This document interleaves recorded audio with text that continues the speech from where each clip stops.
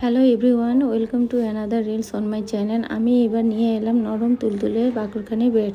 এরকম নিত্য নতুন রেসিপি পেতে আমার চ্যানেলটি সাবস্ক্রাইব করে দিন। আসুন শুরু করা যাক। প্রথমে আমি একটি বলের মধ্যে ডিম নিয়েছি, 2 কাপ ময়দা, আটা, লবণ হাফ চামচ, ইস্ট 1 চামচ, চিনি 1/4 কাপ, কিশমিশ, বাদাম, মোরব্বা, তেল 1 চামচ, দুধ পাউডার।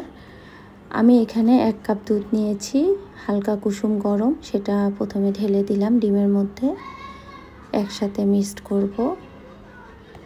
তারপরে এখানে লবণ হাফ চামচ দিব, দেওয়ার পরে চিনি 1/4 কাপ দিব,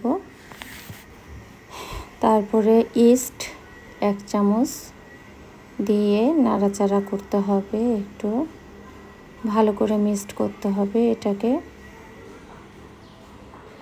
তারপরে দিব এখানে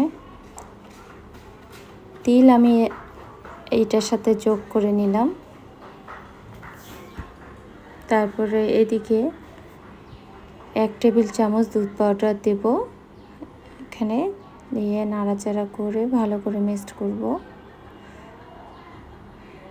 তারপরে 2 কাপ ময়দা দিয়ে হাত দিয়ে মেখে নিব। এখানে সাদা তেল 1 চামচ আমি ইউজ করছি, 1 টেবিল চামচ।